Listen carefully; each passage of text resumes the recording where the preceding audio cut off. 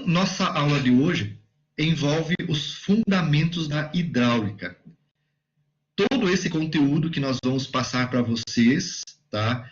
Eles são uma base de conhecimento para que vocês, então, possam fazer o projeto de um sistema hidráulico, ok? E nessa apresentação, então, de hoje, nesses fundamentos de sistemas pneumáticos e sistemas hidráulicos, tá? O que nós vamos ver, então, são esses itens, os meios para transmissão de energia, os tipos de sistemas hidráulicos, vantagens e desvantagens, e, principalmente, então, os conhecimentos fundamentais sobre os sistemas hidráulicos. Bom, a energia, pessoal, pode ser transmitido de diversas formas. Existem os meios de transmissão mecânica, onde aqui estão listados alguns deles, né? Cano e seguidor, conjunto de engrenagens, uma transmissão por correia, tá? Folhas e correias, onde cada uma delas tem suas características para transmissão.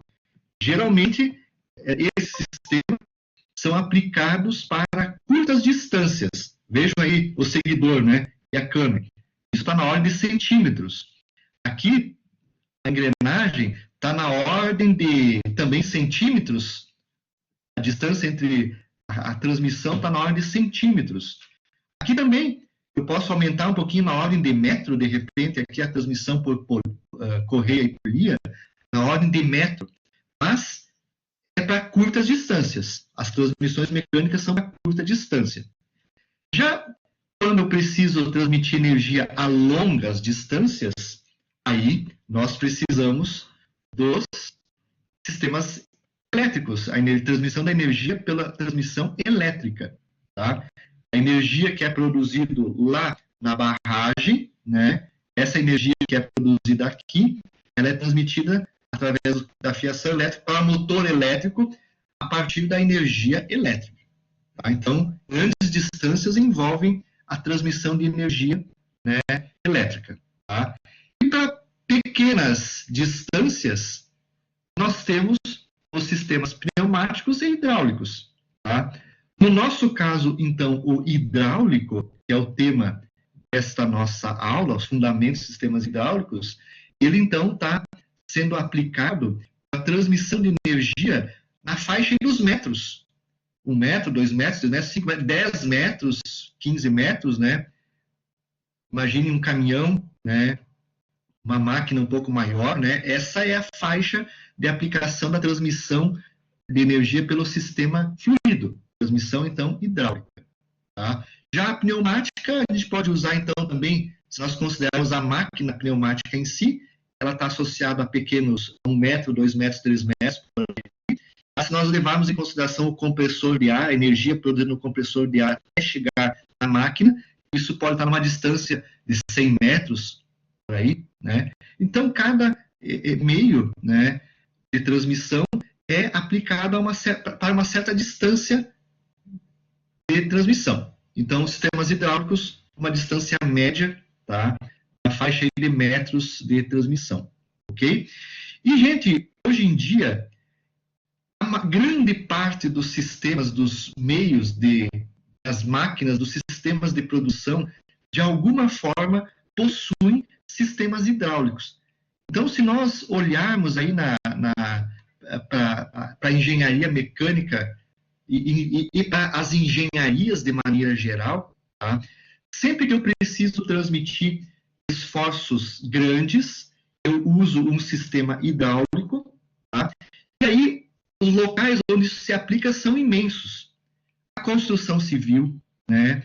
A parte de transporte, os caminhões, as máquinas da construção civil, então, ó, se nós olharmos para as máquinas, praticamente todas as máquinas da construção têm, de alguma forma, um sistema hidráulico para movimentar uma caçamba, para elevar uma pessoa, para movimentar as pás de uma carregadeira, enfim, gente, para exercer grande força, essas máquinas da construção civil têm, de alguma forma, um sistema hidráulico.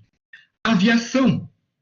Hoje, a aviação, grandes aviões, têm grandes sistemas hidráulicos que são usados para transmitir a energia, né, para movimentar os flaps, movimentar os ailerons, o leme da aeronave, né, onde ali é aplicada uma força gigantesca pelo fluxo de ar externo que passa pelo avião. Eu preciso de um sistema que aplique uma força enorme para poder fazer, né, o movimento, né, da aeronave, tá? Então, na indústria, né, as máquinas de injeção de plásticos, máquinas em geral, sempre usam ou têm utilizado um sistema hidráulico, tá? Então, possivelmente, se nós nos depararmos com a linha de projeto de máquinas, em algum momento da nossa vida de engenheiros, da nossa e da de vocês, né, vocês vão se deparar com o projeto de sistema hidráulico. E o projeto de sistema hidráulico, ele envolve todas as etapas. Ele recebe a energia elétrica, né? Você vai ter um motor que vai estar acoplado, né? Um motor que vai estar acoplado a uma bomba que vai gerar a vazão do sistema, um acoplamento, um elemento de máquina de acoplamento. Essa bomba vai succionar o fluido hidráulico do interior de um reservatório. Nós temos o reservatório, né, onde há o fluido hidráulico. Esse fluido hidráulico vai passar por um filtro para retirar as impurezas presentes no fluido dentro do reservatório. Esse fluido hidráulico, esse óleo hidráulico, ele vai ser succionado pela bomba, tá? Então, a bomba vai gerar uma vazão para o sistema, certo? E essa vazão de fluido, ela vai ser encaminhada para válvulas de controle direcional, né? Então, são as válvulas semelhantes às válvulas pneumáticas de movimentação do atuador, né? Só que aqui mais robustas, maiores e mais robustas. E esse fluido, ele vai ser encaminhado para um atuador, e esse atuador, então, é o elemento, pode ser um atuador linear como esse, ou um atuador rotativo. Esse atuador vai ser o elemento que vai gerar a força que eu preciso para o sistema, deslocamento e força. O óleo, o fluido que está aqui no reservatório, tem que retornar para o reservatório, certo? Esse fluido hidráulico tem que retornar, vai passar por algumas válvulas de controle funcional, de velocidade, por exemplo, né? Controle de fluxo, de velocidade do atuador, ou fluxo de óleo, certo? Vai passar pela válvula direcional e volta para o reservatório. Nesse caminho todo, esse fluido hidráulico, ele perdeu carga, né? Perdeu pressão, ele aqueceu as tubulações, e esse óleo, então, esse fluido, ele volta para o reservatório a uma temperatura maior do que foi encaminhado para o sistema. E o reservatório tem que ter a função, então, de dissipar o calor para o meio ambiente, para que a temperatura do óleo não aumente e, como consequência, não diminua a viscosidade desse fluido, para que ele continue, então, trabalhando. Além do mais, ele vai pegar todas as impurezas de malhas de desgaste de movimento, dessas em movimento e assim por diante, né? E vai levar as impurezas lá para o reservatório, para ser retirada do fluido novamente através dos filtros, tá? Então, é a ideia do sistema hidráulico. E existe, tá? A bomba é o elemento que gera vazão para o sistema, vazão. A bomba não gera pressão, ela só gera vazão. E essa vazão, então, vai ser encaminhada para o sistema, e a partir de algumas válvulas de controle de pressão é que ocorre a geração da pressão no sistema.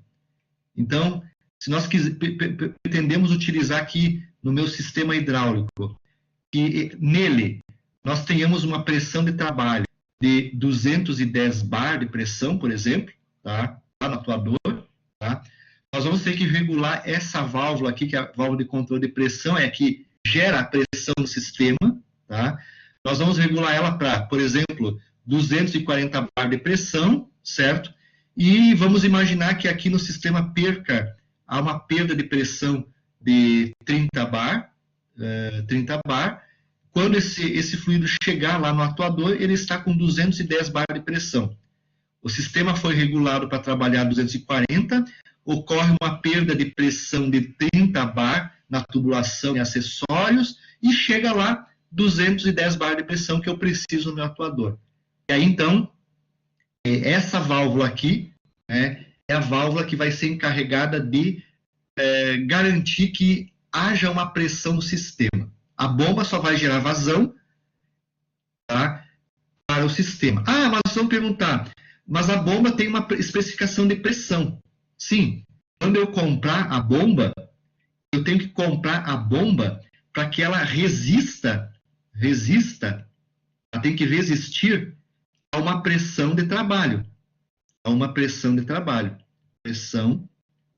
trabalho. Então, quando eu comprar a bomba, nela vai estar especificada a pressão de trabalho, 250 bar ou 300 bar. Então, aquela pressão que está especificada na bomba é a pressão que ela pode trabalhar, não que ela gera. É uma coisa diferente. É a pressão que ela pode operar. Se eu colocar uma bomba, por exemplo, nesse sistema aqui, uma bomba que tá especificada para 70 bar de pressão, quando eu aplicar num sistema de 210 bar, as vedações da bomba não vão suportar essa pressão e vai ocorrer uma perda de pressão, de fluido, sobre as vedações da bomba e ela não vai funcionar adequadamente no sistema ou não vai resistir a essa pressão de trabalho. Talvez os componentes dela não sejam projetados para esse trabalho. Pode ser que ocorra alguma ruptura do casco, uma fissura e assim por diante do sistema. Tá? Então, isso tem que estar bem entendido por vocês. Tá? A bomba gera vazão e a pressão no sistema é regulada por um controle de pressão. Tá? E aí, então, que define qual a máxima pressão que vai estar agindo sobre o sistema. E esse sistema, pessoal, simbolicamente, é alguma coisa assim, ó. Tá? O nosso sistema hidráulico, ele é alguma coisa assim. Novamente, nós vamos trabalhar sempre com um esquema. E esse esquema pneumático ele é formado por um reservatório, por filtro, por bomba, por um motor de acionamento, simbolicamente, né? Pela válvula de controle de pressão, tá? Por tubulações que levam o óleo, que passam por uma válvula direcional, que pode ser acionada por solenoide ou manualmente por uma alavanca. Essa válvula direcional, ela leva o fluido lá para o atuador e faz com que o atuador se movimente, né? O fluido que está aqui tem que voltar por algum canal, né? Algum duto, ele tem que voltar para o reservatório, ele volta para o reservatório, antes de chegar no reservatório, ele passa por um fio, tá? E assim por diante. Tá? Então, o reservatório, simbolicamente, ele tem esse símbolo aqui, e ele pode ser representado, para não contaminar muito o desenho da gente, com um monte de riscos e desenhos, né? E é simbolizado por isso aqui, ó. Esse é o símbolo do reservatório. Então, sempre que o fluido vai para o reservatório, eu coloco lá, depois do símbolo, o símbolo do reservatório. Mas é justamente um sistema assim que nós vamos trabalhar. Tá? É um sistema, então, hidráulico. E esse sistema hidráulico que nós vamos trabalhar, que tem essa forma, né? Ele está baseado em cima dos sistemas hidrostáticos. O tema da nossa aula de sistemas hidráulicos envolve sempre os sistemas hidrostáticos, no qual a energia é transmitida através da pressão hidrostática para outro elemento. No caso aqui, aplico a força nesse êmbolo aqui embaixo, esse êmbolo gera uma pressão, essa pressão é gerada internamente na tubulação, no sistema, essa pressão atua nesse outro êmbolo, como ele tem uma área diferente, gera uma carga, então, maior de aplicação. Então, esse é o sistema hidrostático, o sistema hidráulico hidrostático. E há também os sistemas hidrodinâmicos, que não são objeto da nossa aula aqui. Também é um sistema hidráulico, só que dinâmico. Esse aqui é estático e esse aqui é dinâmico. Os dinâmicos são tema da disciplina lá de máquinas de fluxo. Também é um sistema hidráulico, só que dinâmico ou hidrodinâmico. As turbinas, né? Aqui uma turbina Pelton, tá? Então são sistemas hidráulicos, só que dinâmicos, sistemas hidrodinâmicos. O nosso objeto dessa disciplina é justamente esse aqui só, sistema hidrostático, tá?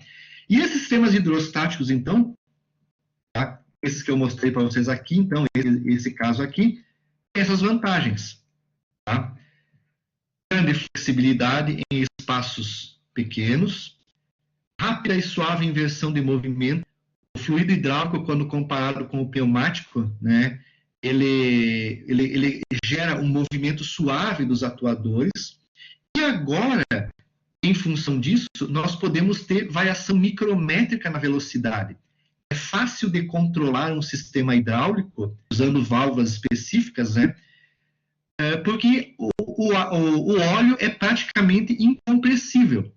O sistema pneumático é difícil de controlar a velocidade porque o ar expande, ele vai expandindo, expandindo e de repente ele empurra o atuador, certo? No hidráulico, como não há essa compressibilidade, é praticamente incompressível, tá? Eu consigo fazer o controle preciso de velocidade, tá? Então, o controle de força e velocidade, embaixo também está essa observação aqui, ele é bastante fácil, entre parênteses, né? O fácil da engenharia é difícil para os outros, né? É relativamente fácil de ser desenvolvido, tá? Pouco peso e tamanho comparado com a potência. Eu posso ter uma potência gigantesca, né? E o peso é reduzido, tá? O óleo hidráulico é um bom condutor de calor e acaba lubrificando as peças do sistema e também pode trabalhar em pressões mais elevadas. No sistema pneumático, a máquina pneumática trabalha em 8 bar de pressão, por aí, né, nessa faixa. Já um sistema hidráulico, dependendo da aplicação, ele trabalha em 210 bar de pressão. Então, a pressão envolvida é muito maior do que a pressão do sistema pneumático. E aí, então, a força que é gerada é muito maior.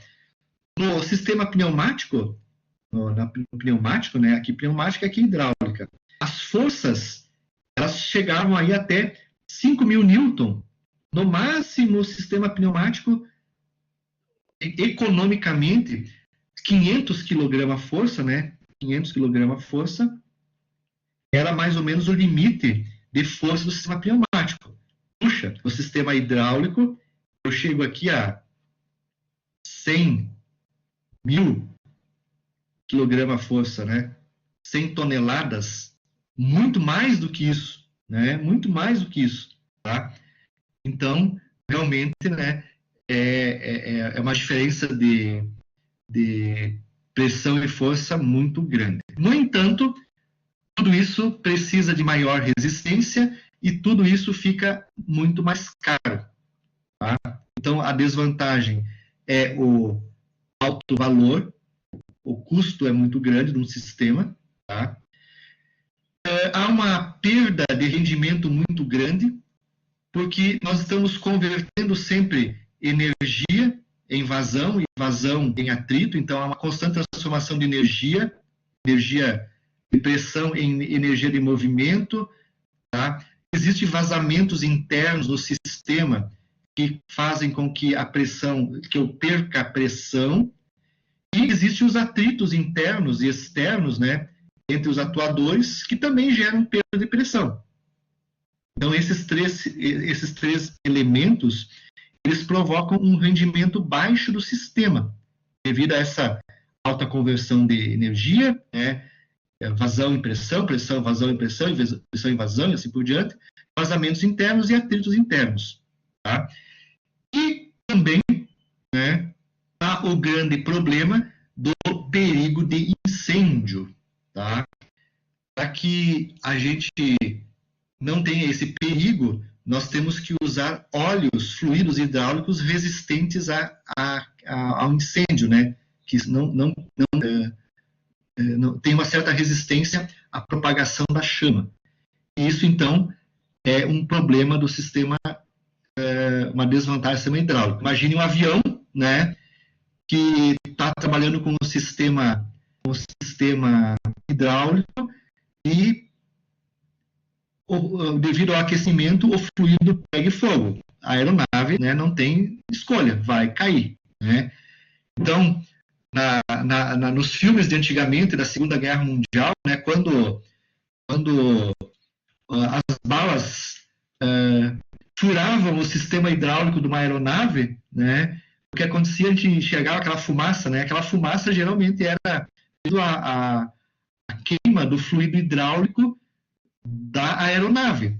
Ele tinha que ter um sistema hidráulico para movimentar os ailerons, geralmente as grandes aeronaves têm que ter um sistema hidráulico para movimentar os flaps, ailerons, né, e superfícies móveis da aeronave, e quando uma bala do avião inimigo furava o sistema hidráulico, ele pegava fogo, né, entrava em contato com o motor, alguma coisa assim, pegava fogo e não tinha outra senão pular do avião, né, o avião era perdido devido a esse fato.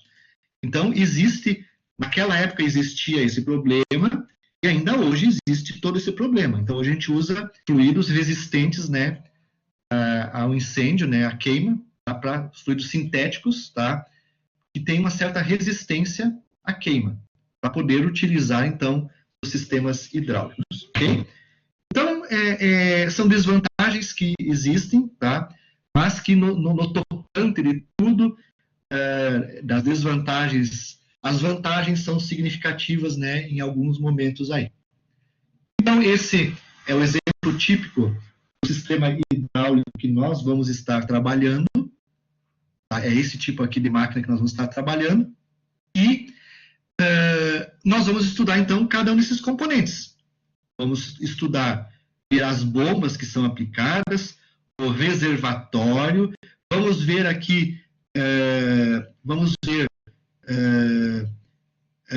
como selecionar o filtro, como dimensionar o tamanho do reservatório, como selecionar a bomba, como dimensionar o tamanho da tubulação, como especificar essa válvula, tudo é necessário, né, e assim por diante, todos esses elementos são necessários serem estudados. Então, esse vai ser o propósito da disciplina. Professor, juntas rotativas se enquadram nesse sistema hidráulico? Junta rotativa? Isso. Bom, a junta rotativa, ela é um elemento de máquina. Tá? Sim. É um elemento de máquina que trabalha sob movimento, né, movimento rotativo, para poder compensar movimentos da máquina, né, e assim por diante, né. Lá eu preciso girar um eixo e lá eu tenho que levar, por exemplo, um líquido para o interior do eixo, né, alguma coisa assim, né. As juntas rotativas não se enquadram nesse tipo de sistema hidráulico, tá? Então, lá está mais para um elemento de máquina, tá, que funciona por princípios hidráulicos, tá, elementos de vedação e assim por diante, do que propriamente dito um sistema hidráulico. Tá? Não tem ligação com as juntas rotativas. Tá? Lá é mais um elemento de máquina. Aqui é o projeto do sistema, como está colocado ali. Ó. É um sistema que tenha um atuador mecânico. Tá? Ou um sistema rotativo. Para gerar força. O sistema hidráulico, o objetivo dele é gerar força. Tá? Bom, para isso, então, existem alguns conceitos que nós temos que estar analisando. O primeiro deles é o princípio de Pascal. Toda a pressão gerada sobre um fluido confinado em um recipiente fechado age igualmente em todas as direções da massa fluido. Então, se eu pressurizar o fluido hidráulico, a pressão vai agir perpendicularmente sobre todas as superfícies do sistema pressurizado. Então, se eu tenho uma tubulação que está levando o ar, o fluido comprimido, né, a todas as paredes dessa tubulação, né, todas as superfícies, perpendicular a ela, existe pressão aplicada. A pressão age em todas as superfícies do recipiente. Então, o sistema hidráulico é um recipiente onde existe óleo, fluido confinado dentro desse recipiente. dentro das tubulações, dentro da bomba, dentro do atuador hidráulico ou rotativo, tem pressão confinada, fluido confinado. Existe o princípio da conservação de energia, enunciado Lavoisier, né? Na natureza nada se cria, nada se perde, tudo se transforma. Então, energia mecânica é transformada em energia hidráulica e transformada novamente em mecânica. Por exemplo, aqui, ó, uma força de 1000 kg, essa força 1 aqui, ó, essa carga, agindo sobre uma determinada área de um êmbolo, vamos imaginar aqui uma área de 25 centímetros quadrados, tá? Vai gerar uma pressão aqui no interior, ó. Gera uma pressão. Pressão é força sobre área, tá?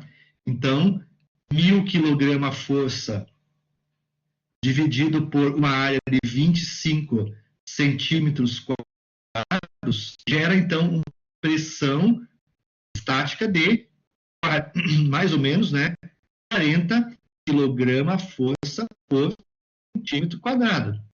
Então, essa pressão ela é confinada no interior de um recipiente. Tudo isso é o recipiente. Essa pressão, então, quando essa carga é aplicada sobre o êmbolo, ela desce lentamente, tá?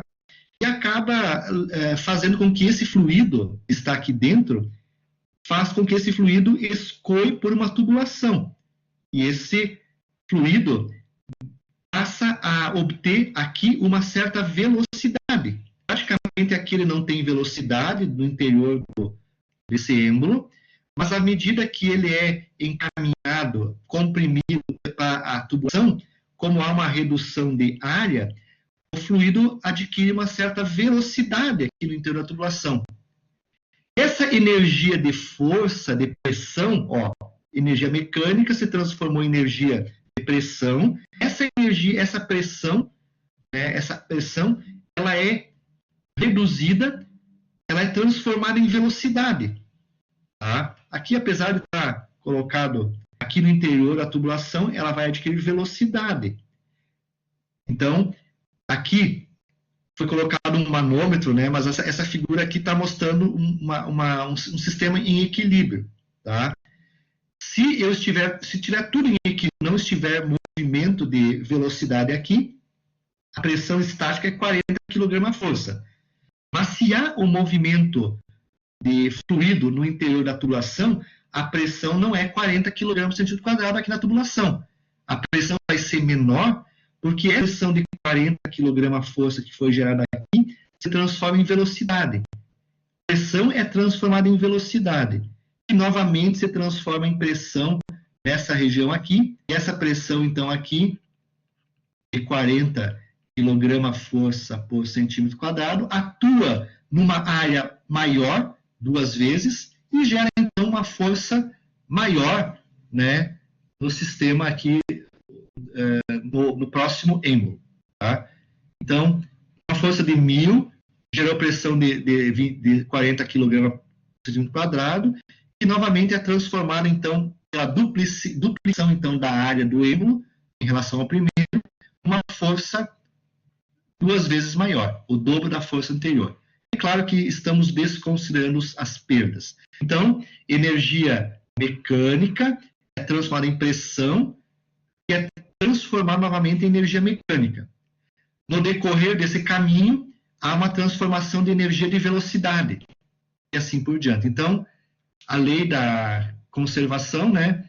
Nada se cria, tudo se transforma. Nada se cria, nada se perde, tudo se transforma.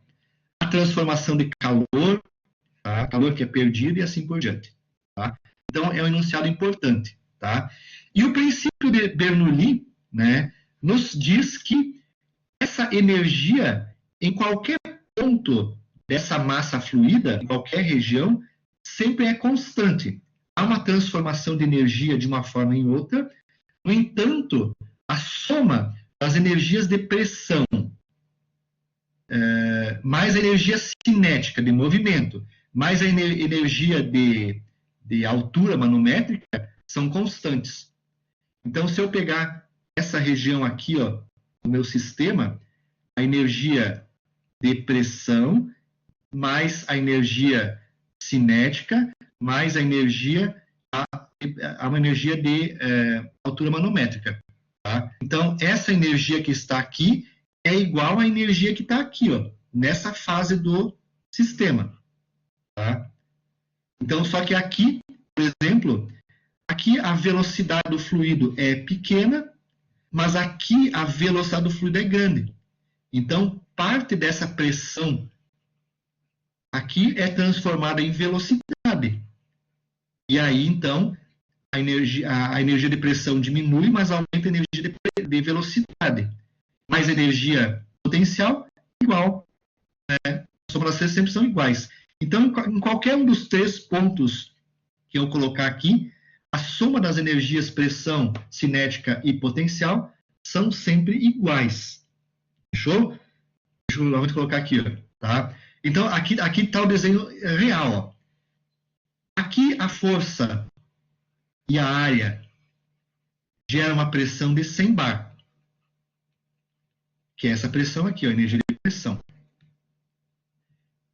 Aqui, praticamente, como a seção é grande, a velocidade do fluido é bem pequena. A velocidade do fluido é pequena. Mas quando esse fluido é confinado para passar sobre uma tubulação, a área diminui da tubulação e aumenta a velocidade. Então, a velocidade no interior de uma tubulação é grande. Parte desses 100 bar de pressão são transformados em energia de cinética, de velocidade.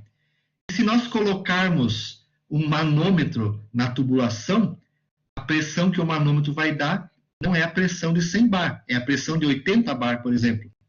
Por quê? Porque 20 bar dessa pressão de 100 foram convertidos em velocidade. E depois, novamente, quando a velocidade praticamente é zero, aqui na próxima é praticamente zero, a energia de velocidade se transforma, a energia cinética se transforma novamente em energia de pressão, e a pressão chega em 100 bar. Sempre que nós formos medir pressão no interior de uma tubulação, onde está passando fluido com velocidade, a pressão nunca é igual à pressão estática do sistema, ao 100 bar. Tá? Sempre vai ser menor, e bem menor. Às vezes essa pressão chega quase a zero, não chega a zero, né? Mas muito próximo, né? O valor de zero, porque toda a pressão se transformou em energia de velocidade. Então, lá no laboratório tem um experimento que a gente coloca um manômetro na tubulação. Quando está tudo pressurizado, está marcando 100 bar. Mas quando eu aciono o atuador para que o atuador se movimenta, a pressão na tubulação ela cai lá para 20 bar de pressão. Por quê? Porque a energia de pressão se transformou em energia cinética de movimento do fluido. Tá? Então, vai ter essa diferença, né? Mas sempre a soma das três é constante. Tá? Força e pressão estão sempre ligadas.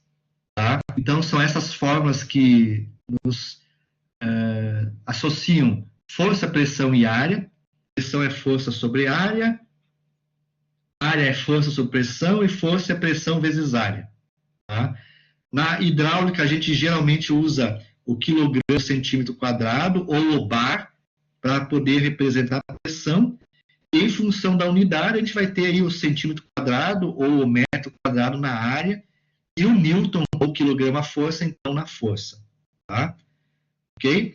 Praticamente, o livro que nós vamos estar utilizando, ele sempre vai estar utilizando a pressão em bar e a gente traduz geralmente para quilograma-força por centímetro quadrado. E daí eu tenho uma unidade de centímetro e a outra quilograma, que é facilmente conhecida por nós. A gente sabe quanto que é 1 quilograma-força de força, né? A gente sabe quanto que é 10 quilograma-força, quanto que é 80 quilograma-força, porque a gente conhece o nosso peso, né? Nossa massa, né? Então a gente tem essa percepção. Diferente do que se a gente usar um Newton, né? No Newton a gente tem que calcular, fazer um cálculo para a transformação, para a gente poder entender essa unidade. Então, força e pressão se relacionam para essas formas, novamente. Tá? Existe a lei da continuidade, lá da mecânica dos fluidos também, que nos fala sobre a massa do líquido que escoa através de qualquer seção normal de um duto. Um dado instante é constante, então, se eu pegar a seção normal desse duto, ó, esse corte é a seção normal, ele tem uma área, essa seção tem uma área, né, e por ali passa uma certa velocidade de fluido. O V aqui, ó, é velocidade, e o A é a área. Então, velocidade, vamos usar as unidades usuais aqui, ó, metro por segundo. E a área é metro quadrado. Se eu multiplicar metro por segundo vezes metro quadrado, eu tenho metro cúbico por segundo. Volume, isso aqui é volume por tempo. Volume por tempo é vazão. Então, isso nos dá a ideia, então, de vazão do sistema. Metro cúbico por segundo. Velocidade vezes área é vazão. Essa vazão, então, que eu tenho nesse ponto aqui, ó, é igual à vazão no ponto 2. A seção 2, aqui eu tenho a seção 2, ó. Ela tem um diâmetro menor do que a seção 1, certo? Então, se há uma variação, então, se a vazão 1 igual a vazão 2, V1 vezes A1, V1, se as vazões são as mesmas, né, não há como perder vazão, só se for vazamento, né? Opa, aqui. Velocidade 1 vezes área 1 igual a velocidade 2 vezes área 2. A vazão é a mesma nos dois pontos, certo? Então, o que acontece?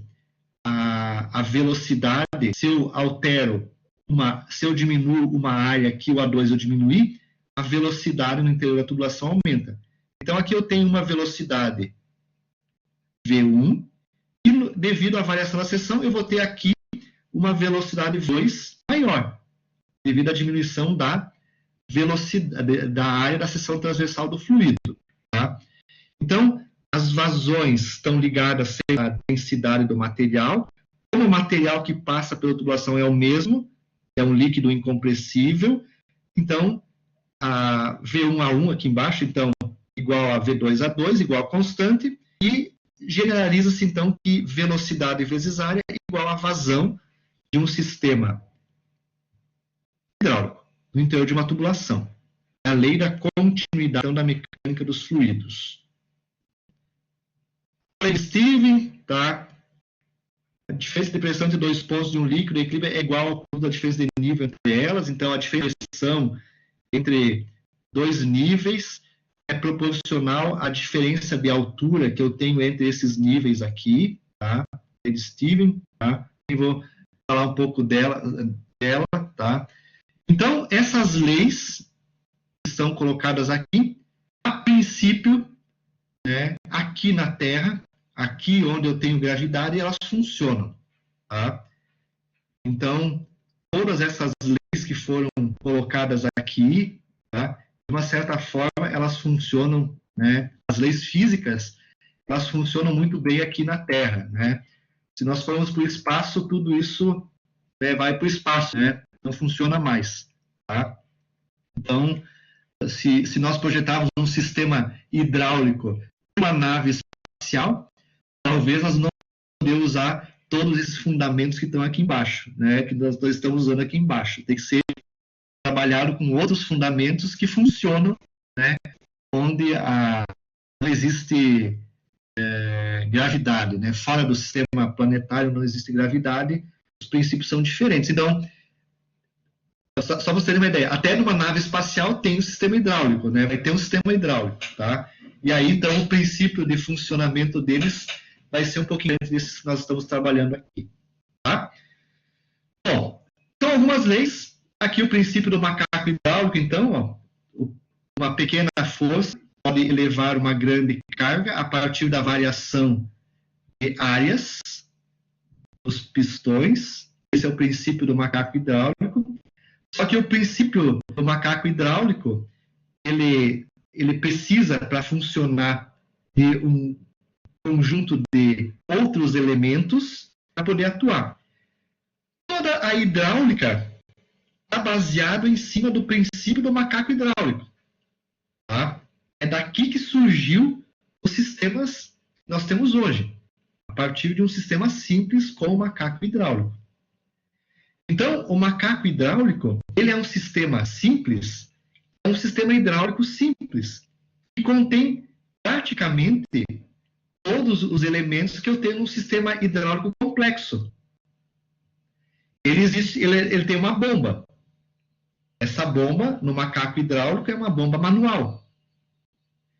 Quando você eleva o pistão da bomba, no caso aqui para cima, ele forma uma depressão nessa região aqui. E devido a essa depressão, pessoal, o fluido hidráulico que está dentro do reservatório, ele vem por aqui e passa por uma válvula de retenção, certo? E preenche o volume desta região aqui, ó. Quando há, então, o movimento dessa fronteira. Então, o fluido vem do reservatório, passa por uma válvula de retenção que só permite o fluxo nesse sentido aqui, e ele enche, então,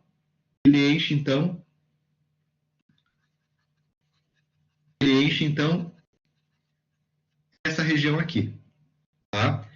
Depois, quando nós vamos baixar o atuador, na bomba manual, quando nós empurrarmos o atuador, nesse exemplo aqui para baixo, nós vamos pressurizar essa região aqui. Ó. O êmbolo pressuriza essa região. E aí, à medida que desce a fronteira, o pistão desce, ele vai empurrando esse fluido em algum lugar. Em algum lugar tem que ir o fluido. No primeiro momento, ele é empurrado para essa região onde essa válvula de retenção é fechada. E aí o fluido pode escoar lá para o interior do reservatório, porque existe uma válvula de retenção, essa válvula aqui, ó, que fecha o sistema, impedindo o movimento para o reservatório. E o único meio desse fluido se deslocar é vindo para cá. Ele acaba empurrando essa válvula aqui também, que é uma válvula de retenção, empurra ela, abre a válvula, esse fluido, então, passa pela válvula e vai para o sistema, para essa região, pressuriza essa região e atua, então, sobre o segundo pistão, que é um pistão que tem uma área maior, e faz com que a carga maior seja elevada. Gera uma força e eleva a carga. Fechou? Aqui tem uma válvula de agulha que está fechada nesse momento. Tá? E assim, então, à medida que esse óleo é bombeado para cima e para baixo, ele vai, então, à medida que a bomba, o êmbolo sobe e desce, o fluido, então, é encaminhado para o atuador principal que eleva a carga. Fechou? É o princípio do sistema hidráulico, macaco hidráulico. Tá? E aí, então, pessoal, para mim fazer com que a carga baixe, o próprio peso da carga, quando eu abro essa válvula agulha, essa vazão que está, esse volume que está aqui, devido à pressão gerada pela carga, ela acaba passando pela válvula agulha e sendo encaminhada para o reservatório, que vai receber novamente esse fluido que está aqui, ó. Esse fluido, então, enche o reservatório e a carga, então, desce. Né? Baixa a carga. É o princípio, então, que eu tenho aqui. Ó. Exatamente isso aqui. Para esse macaco hidráulico funcionar, eu preciso também, então, de alguns elementos que são as válvulas do sistema. Essa válvula aqui, essa válvula aqui e essa válvula aqui. Além, é claro, então, da bomba e do pistão. Então, esse cara aqui eu vou chamar de pistão, o cara que vai fazer a força, e esse aqui é o cara que gera vazão. A bomba gera vazão. vazão para o sistema. E as válvulas, então, vão atuar no sistema a fim, então, de garantir o fluxo de óleo para o local certo, né, do macaco hidráulico. Tá? Então, esse é o princípio que gerou, hoje em dia, então, os sistemas hidráulicos. Então, esse princípio é o princípio utilizado, então, no sistema hidráulico. Só que, é claro, a bomba é uma bomba acionada eletricamente, tá? Pode ser uma bomba de êmbolo, né? O pistão é um pistão hidráulico, pode ser um motor hidráulico, e as válvulas geralmente são válvulas, né, direcionais que permitem o fluxo de um lado para o outro. Mas o princípio é o mesmo do macaco hidráulico. E está aí, então, né, o esquema, então, do nosso sistema hidráulico, então. Tá? E aí, então, inicia o escoamento do fluido no interior da tubulação. Tá? Então, todas as tubulações, né, vejo que aqui eu tenho uma tubulação de sucção da bomba, deixa eu colocar o vermelho. Aqui eu tenho uma tubulação de sucção da bomba, tubulação de sucção da bomba. Aqui eu tenho uma tubulação, né, de pressão. Então, toda essa tubulação aqui, ó, ela vai ser pressionada, né, pela pressão. E aqui eu tenho uma tubulação de retorno, onde o óleo retorna para o sistema hidráulico. Geralmente, ela tem uma pressão menor do que a pressurizada. Então, há um escoamento no interior dessas tubulações. Tubulação de sucção ou recalque, sucção ou recalque da bomba. O nome delas não é esse. Tubulação de pressão, e a tubulação de retorno do fluido para o reservatório. Essas tubulações, por elas, então, vai passar um fluido hidráulico. Lá da mecânica dos fluidos, nós queremos sempre que o escoamento desse fluido no interior das tubulações seja o mais laminar possível. A gente sabe que esse tipo de escoamento laminar é aquele escoamento que promove a menor perda de carga no interior da tubulação. Então, lá em mecânica dos fluidos, a gente faz o projeto das instalações para que a perda de pressão, a perda de carga seja a menor possível. E a gente não quer que aconteça escoamento turbulento no interior da tubulação, porque esse escoamento turbulento gera muita perda de pressão, muita perda de carga. E aí eu transformo toda a energia da pressão em atrito de fluido com a tubulação, e as perdas de energia são grandes. Então, quando nós formos projetar a tubulação, seja de sucção ou recalque, a tubulação de pressão ou a tubulação de retorno, preferencialmente, né, nós precisamos que o escoamento, não seja o turbulento, e seja, sim, o escoamento laminar. Para verificar se no interior de uma tubulação eu tenho um escoamento laminar, esse escoamento vai estar associado com o diâmetro da tubulação. Quanto menor for o diâmetro da tubulação, mais turbulento é o escoamento. Quanto maior é o tamanho da tubulação, mais laminar ele é. Então, existe um número de Reynolds, que é a velocidade, né, vezes a densidade, vezes a viscosidade cinemática em centistokes do fluido, viscosidade cinemática, velocidade e diâmetro. E, a partir desse número de Reynolds, nós podemos verificar se o escoamento é laminar e definir o turbulento. Se a partir da velocidade, diâmetro e viscosidade cinemática nós tivermos um Reynolds entre 0 e 2000, o escoamento é laminar. De 2000 a 3000 a gente não sabe, é indefinido, pode ser os dois, ou turbulento em alguns pontos ou laminar. E se for acima de 3000, é turbulento. Então, no momento que eu vou calcular o tamanho da tubulação, o diâmetro, eu tenho que escolher esse diâmetro para que ele atenda ao escoamento laminar. E aí, então, o Reynolds é que vai definir se o meu escoamento é turbulento ou laminar. Tá? Então, por exemplo, o diâmetro da tubulação vai depender do escoamento. Eu preciso que o escoamento seja laminar. Então, a partir da velocidade, um Reynolds até 2000 e da viscosidade cinemática, eu posso, então, calcular o diâmetro em centímetros aqui do meu tubo, a partir do número de Reynolds. Então, é uma forma de calcular o número do diâmetro da tubulação. Na realidade, a gente sempre calcula o diâmetro da tubulação em função da perda de carga, e no final nós verificamos se esse diâmetro vai me garantir um regime laminar ou turbulento. Se for um regime turbulento, eu volto ao processo de cálculo e redimensiono a tubulação para que ela caia dentro do regime laminar. Então, restrições abruptas, como essa aqui, ó, essa variação de seção, ou então tubulações retas, né? Acessórios retos, né? Como aqui a 90 graus, né? Que tem um acessório a 90 graus. Esses curvas abruptas a 90 graus, elas causam escoamento turbulento, que não é desejável, e também essas restrições abruptas também geram isso aí.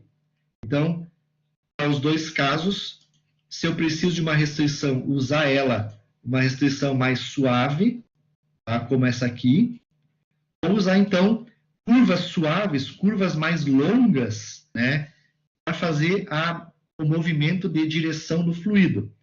Isso diminui bastante as perdas de carga no interior da tubulação. Então, se vocês olharem um sistema hidráulico, as tubulações, tá?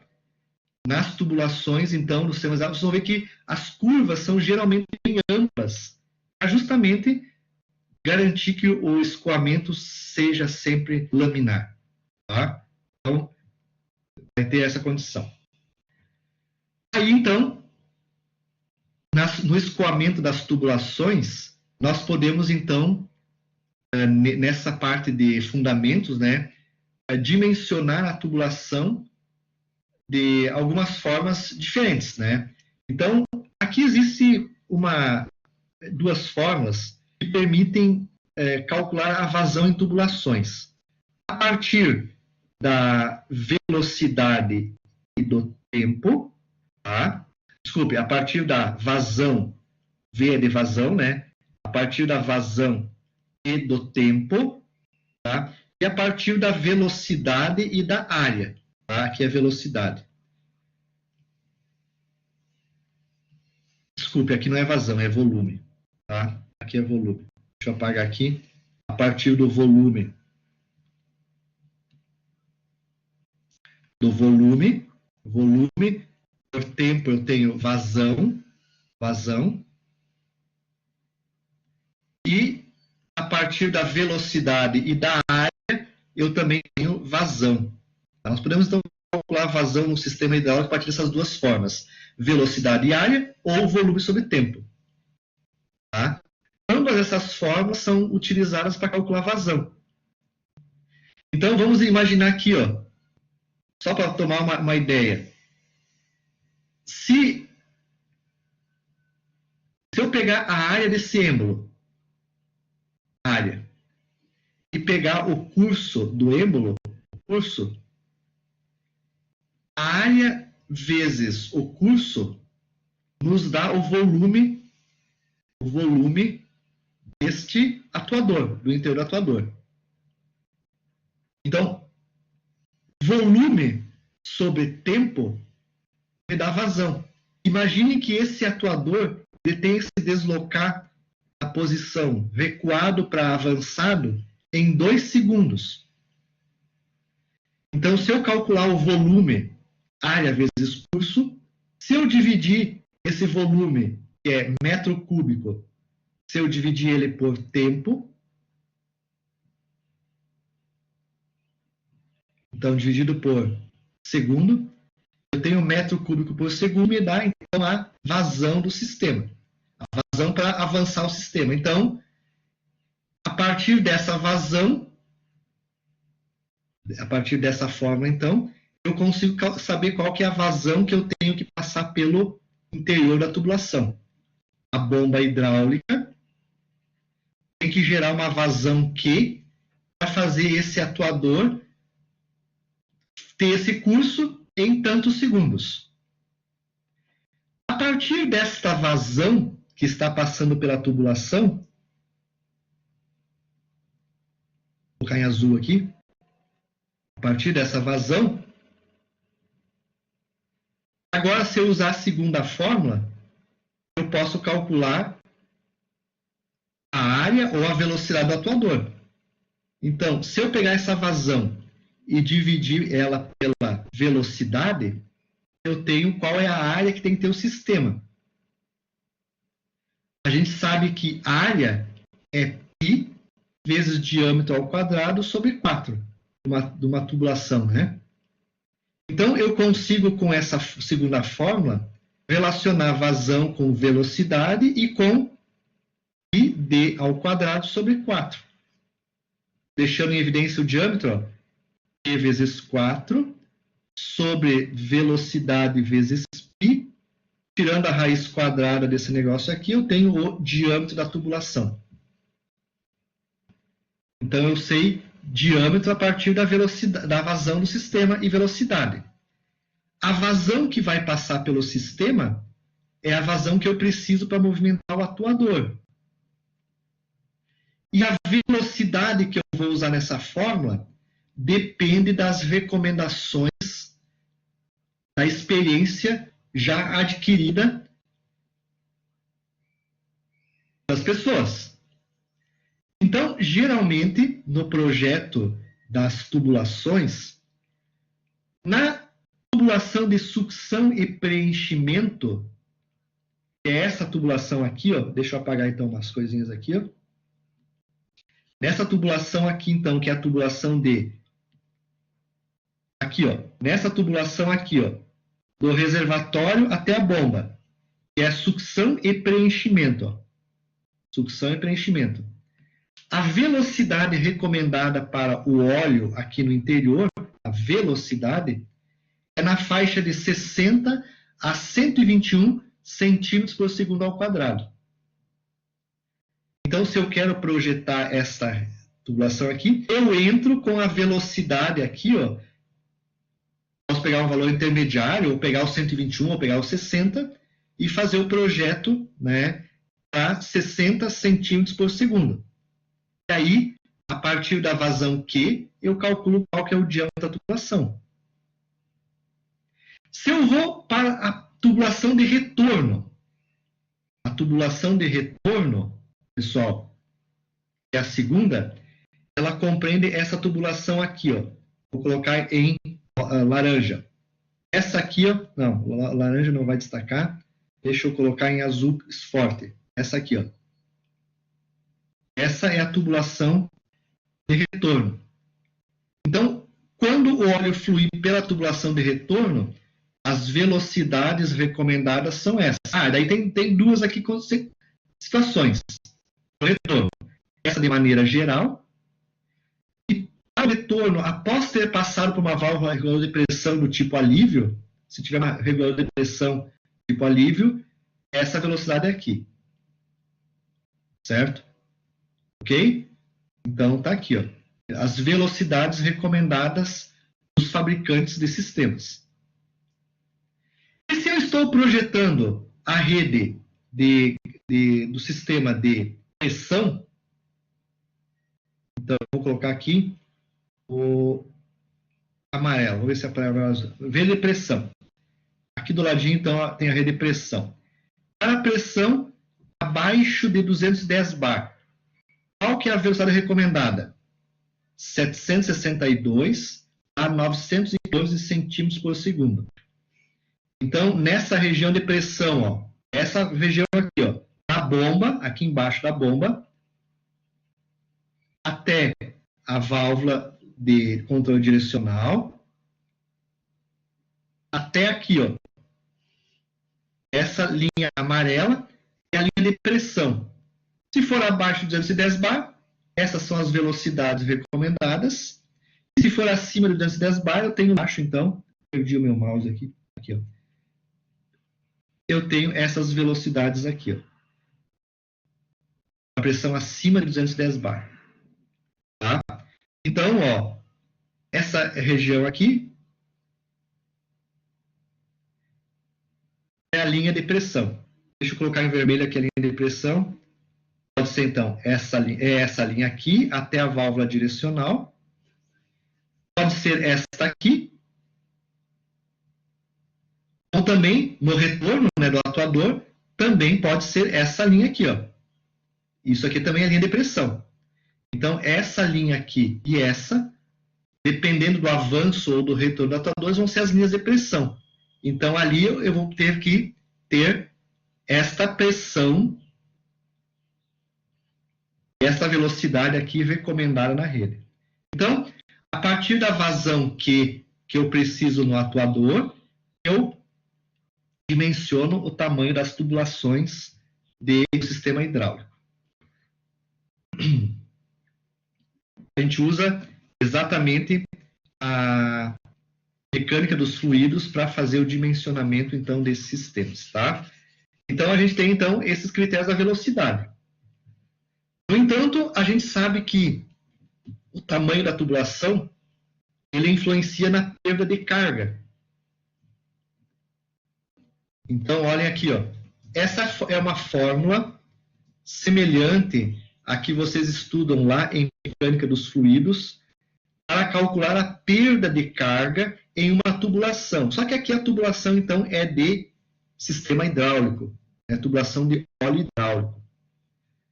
ΔP é a perda de carga, e vejam que a perda de carga está associada com o diâmetro da tubulação, diâmetro D. D é o diâmetro da tubulação, em centímetros. A perda de carga está associada com o coeficiente de atrito da tubulação, fator de fricção, coeficiente de atrito. Lá em mecânica dos fluidos tem lá nos livros de mecânica tem como calcular esse coeficiente de atrito pelo comprimento total da tubulação, pela velocidade do fluido que passa pela tubulação, pela densidade do fluido, tá, que passa pela tubulação. Tá? Então, esses são os parâmetros que são usados para calcular a perda de carga. Se nós usarmos essas unidades aqui, ó, a densidade em quilograma força por metro, aliás, quilograma por metro cúbico. Se nós utilizarmos o diâmetro em centímetros, se nós utilizarmos o comprimento também em centímetros e o atrito adimensional, e esses fatores aqui, 9.236 e esse fator aqui, eles transformam essas unidades em bar de pressão. Tá? Transformam ela em bar. Então, a gente vai ter a perda de carga em bar. Né? Em bar de perda de carga. Tá? Então, pessoal, é a forma de calcular o ΔP. E a gente sabe que, para calcular o ΔP, nós precisamos, então, calcular o comprimento total da tubulação. E esse comprimento da tubulação é igual ao comprimento retilíneo da tubulação, é exatamente o comprimento total da tubulação, mais o comprimento equivalente dos acessórios. Tá? Tá aqui, ó. O L, então, é o comprimento da tubulação, propriamente dito, mais o comprimento dos acessórios. Cada curva, ela contribui com um certo comprimento, né, de acessórios, que são valores tabelados, a partir do tipo de acessório e do diâmetro do acessório. Então, esses comprimentos dos acessórios são isso aqui, ó. Aqui nós temos uma tabelinha que está lá no livro do Palmieri, Manual de Hidráulica Básica, que leva em consideração os tipos de acessórios. Então, aqui em cima, eu tenho os tipos de acessório, cada acessório, cotovelo, raio longo, raio médio, raio curto, curvas, válvulas, registro gaveta, aqui então o registro gaveta, conexão T de saída, T de bilateral, cada tipo de conexão associada com o seu diâmetro nominal. Então aqui eu tenho o diâmetro nominal é o diâmetro interno da tubulação, nesse caso, tá? Em milímetros e em polegadas, tá? Eu tenho o comprimento equivalente de cada acessório. Só que nessa tabela, nós temos que lembrar que o comprimento dessa tabela, desse acessório, é em polegadas. Polegadas. Então, isso aqui, ó, esse valor aqui, ó, 15,75, é 15,75 polegada. Para nós usarmos os nossos cálculos, temos que transformar polegada para cálculo. Tá? Eu, felizmente, uma vez eu fiz essa tabela, eu coloquei exatamente essa tabela aqui, eu refiz ela no Excel, peguei todos esses valores e transformei para centímetro. Mas, infelizmente, eu fiquei um tempo sem dar a disciplina, e apaga arquivo daqui, apaga arquivo de lá, eu apaguei essa tabela e não sei mais onde eu coloquei. Eu perdi a tabela que eu tinha desenvolvido para centímetros, tá? Não tenho mais, tá? Então, perdi o arquivo, perdi a informação que eu tinha colocado. Mas a gente tem que transformar isso. Então, essa tabela nos dá, então, os valores em polegada. Aí, em função da configuração do meu desenho, da minha instalação hidráulica, eu preciso verificar o número de cada componente que eu tenho e calcular o comprimento dos acessórios. E aí, então, eu somo, eu faço uma tabelinha, né, uma tabela com o tipo de acessório, o número de acessórios e o comprimento equivalente dele. E vou acionando lá. De derivação é tantos centímetros, tantos centímetros. Eu tenho conexão, um joelho. Eu tenho lá o comprimento equivalente. Eu somo esses comprimentos e calculo, então, o LS dos componentes e somo esse LS, então, com o comprimento linear da tubulação. Então, eu tenho o comprimento total da tubulação. L de acessórios mais L de comprimento retilíneo. E aí, eu uso, então, esse L no cálculo deste valor aqui em cima. O F é o fator de atrito. Posso calcular rapidamente o fator de atrito a partir dessas informações. X pelo número de Reynolds, é o fator de atrito. X, então, é um fator que depende. Se eu estou trabalhando com tubos rígidos, e a temperatura é constante no interior do tubo, o X é 64. Tubos rígidos e temperatura variável, 75. Tubos flexíveis e temperatura variável, 90. Então, no interior das mangueiras, eu vou usar X90. E Reynolds é o número de Reynolds. Então, se eu estou trabalhando com um tubo rígido e a temperatura é praticamente constante no interior da tubulação, eu vou pegar o F, é o 64, dividido pelo número de Reynolds. V vezes diâmetro sobre viscosidade cinemática. Tá? Sobre Reynolds. Eu tenho o fator de atrito, que é utilizado, então, nessa fórmula aqui. Esse Fzinho aqui. E o resto eu tenho tudo. A gente usa, geralmente, a densidade. Essa aqui corresponde à densidade... É uma densidade que corresponde a um óleo equivalente SAI 10. Tá? O ideal é pegar a tabelinha do fluido hidráulico que eu vou usar no sistema hidráulico e, a partir daí, pegar a densidade desse óleo. Tá? Ok? Ok? Então, eu posso calcular a perda de carga na tubulação do sistema. Tá? E essa perda de carga, eu posso transformar em perda de energia. Para terminar aqui nessa nossa apresentação agora, tá? Olhem só o que acontece. Potência em CV é pressão em bar vezes vazão sobre 456. Então, vocês precisam saber mais ou menos qual que é a pressão que vai ter um sistema hidráulico que vocês estão projetando. Peguem a pressão que vocês estão trabalhando, Mas defino a vazão em litro por minuto, 25 litros por minuto que eu tenho que passar de vazão pela tubulação, dividam por 456. Opa, com esse cálculo, vocês têm aproximadamente qual que é a potência do sistema hidráulico. Tá? Tem a potência do sistema hidráulico. Essa potência vai estar associada com o motor elétrico, com a bomba, né? Tá tudo ligado nessa potência. Eu sei mais ou menos, então, a potência hidráulica a partir dessa expressão. Bom, aqui transforma HP para CV. Aqui eu posso também, nessa perda de carga, P aqui, usar a perda de carga. Vou voltar aqui um pouquinho atrás. Ó. Imaginem que eu calcule esse ΔP. Imaginem que o ΔP do meu sistema hidráulico, ele vale, eu estou perdendo no sistema hidráulico 30 bar de pressão. Entre acessórios e entre tubulação, né, isso só leva acessórios e tubulação, eu estou perdendo 30 bar.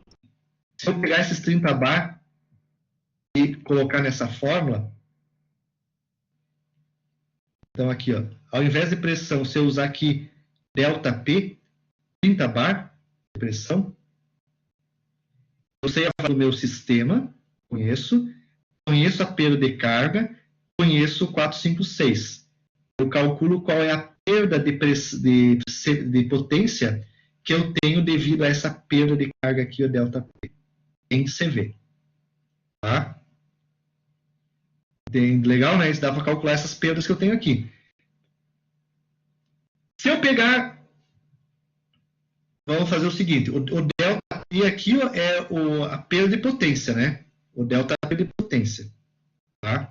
Esse ΔP aqui, ó, está ligado aqui em bar, está associado com o HP perdido.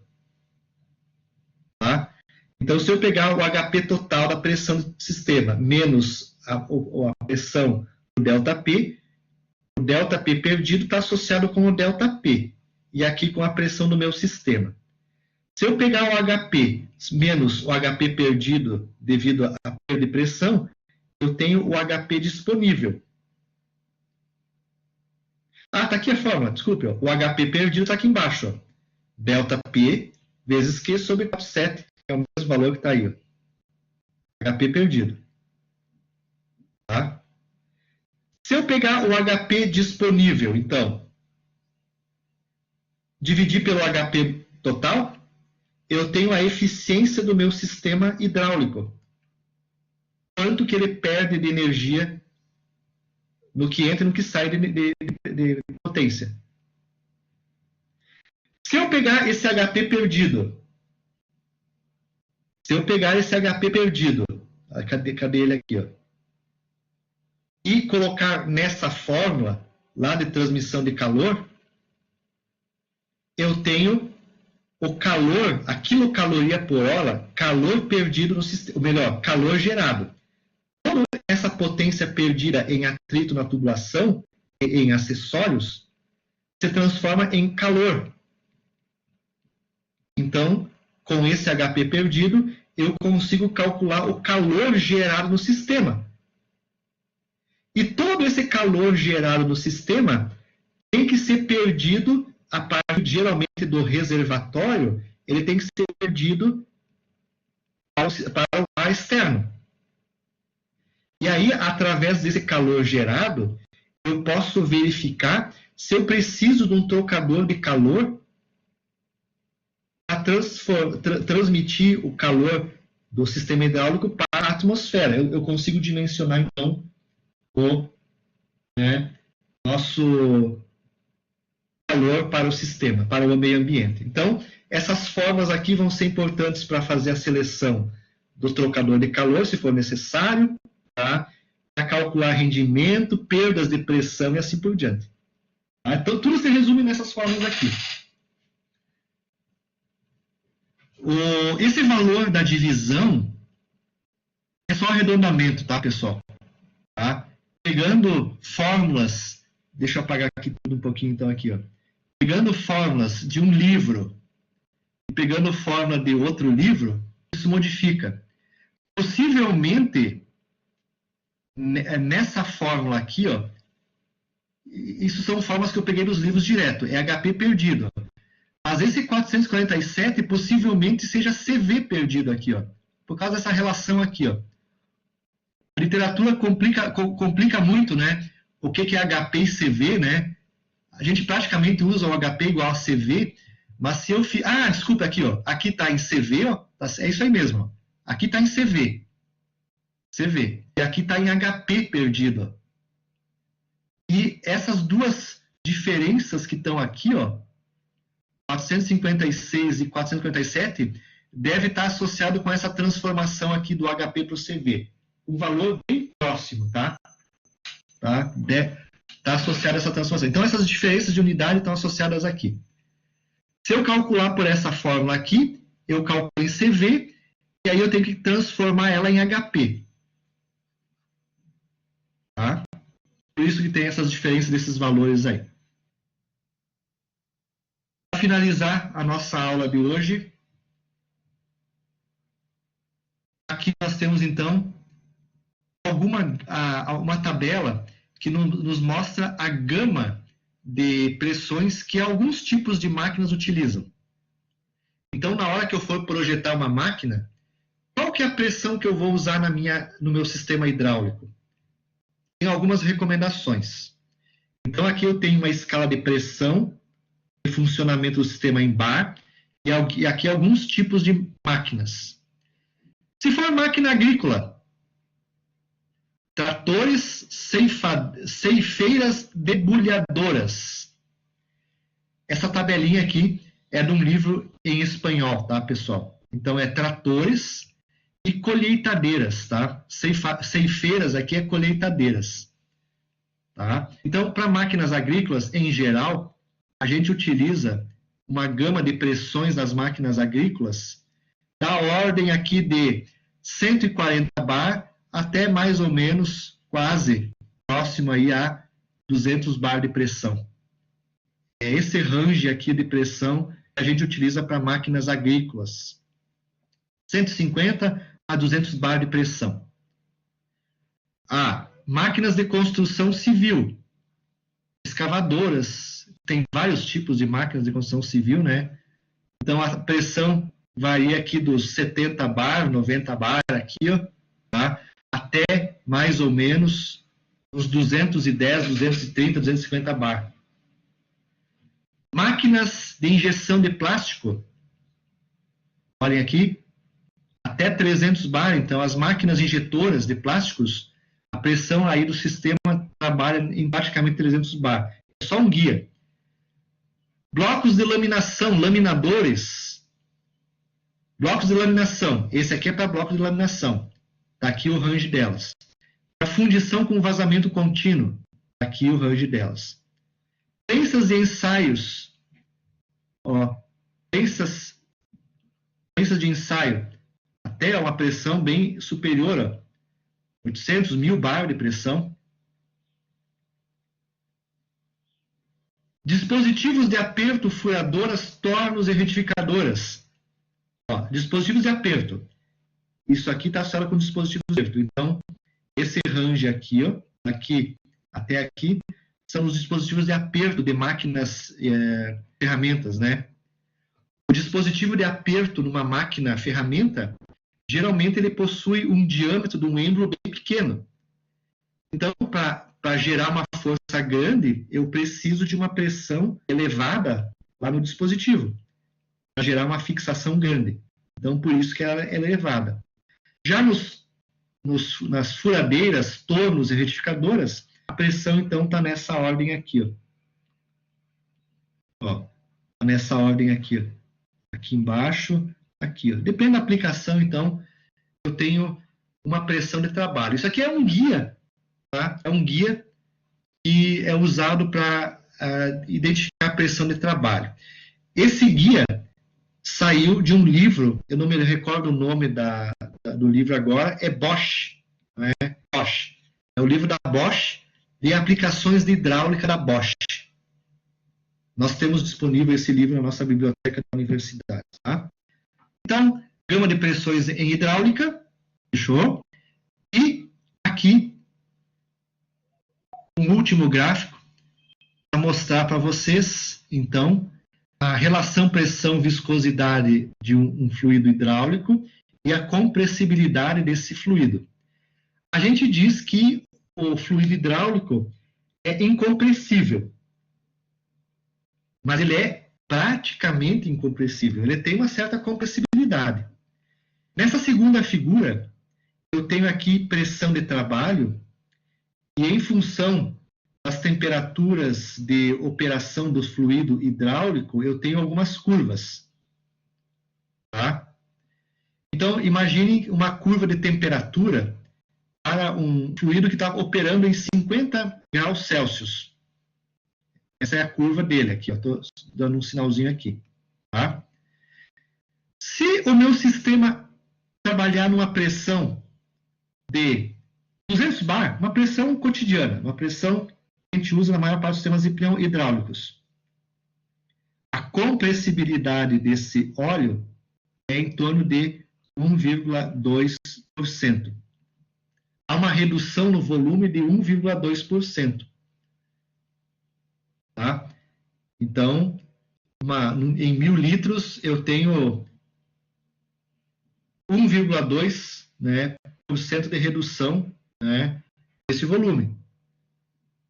Agora, se eu estou trabalhando uma pressão maior, 1.200 bar, a compressibilidade dele, o fator é um pouco maior. Então, em torno de 5,5% de redução do volume. Tá? Em 100 litros, quer dizer que eu preciso colocar 5,5 litros a mais, em 1.000 litros, 55. É isso que eu estou fazendo o cálculo ou não? Em 100 litros, 5% é 100 vezes 5,5 dividido por 100, 5,5 litros. Tá? Então, em 100 litros, se eu estiver operando em 1.200 bar, eu preciso colocar 5,5 litros a mais dentro de 1 metro cúbico. Essa é a redução em volume, né? Para fechar o metro cúbico. Então, num ensaio hidrostático, se eu fizer um ensaio hidrostático, eu posso mais ou menos ter uma ideia daqui, né, da redução do volume. Tá? Então, essa é a redução de volume durante a compressão. E o segundo, aqui, ó, o primeiro gráfico, é um gráfico que mostra a relação pressão versus viscosidade desses óleos. Tá? Então, vejam que para um fluido hidráulico específico, né, usado corriqueiramente na hidráulica, vejam que nas pressões, aqui eu tenho 2.000 bar, 4.000 bar, aqui é 1.000 bar, 500, mais ou menos, então 210 bar eu estou aqui, ó, 150 bar por aqui. Ó.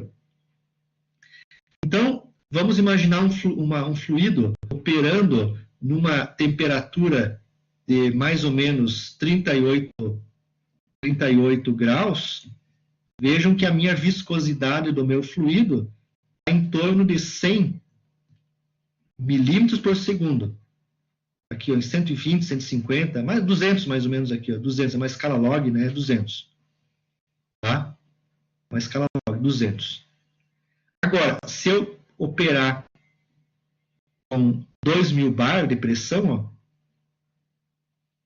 na mesma temperatura do fluido, ó, a viscosidade do óleo chega quase a 10.000. Então, à medida que eu comprimo o óleo, a sua viscosidade aumenta. Tá? Então, uma pressão baixa tem uma viscosidade baixa, aumenta a pressão, aumenta a viscosidade do fluido. Tá? E se eu mudar a temperatura, aqui, não, esse gráfico se analisa nesse sentido. Aumentou a pressão para a mesma temperatura, a gente veja que percebe um aumento da viscosidade do óleo. Tá? Então, o óleo, quando ele é pressurizado, a viscosidade no interior dele aumenta. Tá? O óleo que eu sinto na mão, a viscosidade é uma. na pressão ambiente, né?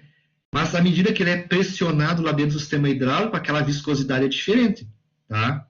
Okay? Então, não vai ser a mesma viscosidade lá dentro do sistema hidráulico que eu estou percebendo quando eu encosto, quando eu pego o óleo na mão. As viscosidades são diferentes, tá? Ok? Então, pessoal, esse era, então, o conteúdo que eu queria passar para vocês agora. Todo esse conteúdo, ele saiu só na frente. O manual, todo o conteúdo que eu passei para vocês, hidráulica, esses fundamentos, eles saíram lá do capítulo 2 do Manual de Hidráulica Básica. É a referência, então, de vocês para fazerem esse estudo de sistemas hidráulicos. No final desse capítulo 2 de hidráulica, tá, existe uma sequência de exercícios já resolvidos para vocês desenvolverem. Esses exercícios, então, são esses aqui, ó.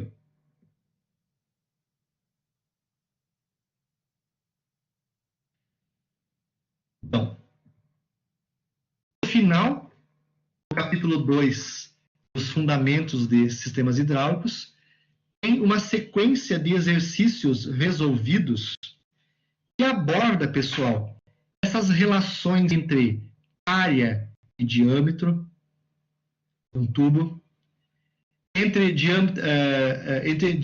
diâmetro do duto e área interna de um duto, entre vazão, velocidade, área de uma tubulação. Então, tem vários casos aqui que abordam isso. O cálculo do diâmetro interno de um tubo a partir do critério da velocidade, certo? Então, como calcular um tubo a partir do critério da velocidade? Aqui ele fez um exercício, ele pegou a velocidade admissível para uma certa parte da tubulação e a partir da velocidade admissível calculou qual deve ser o diâmetro, desculpe aqui, ó, qual deve ser o diâmetro da tubulação. E a partir desse cálculo, identificou um tubo com um diâmetro comercial mais próximo.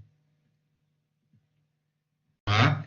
Tem também como calcular o número de Reynolds a partir do diâmetro da tubulação, vários casos, e como calcular a perda de carga em um sistema, tá?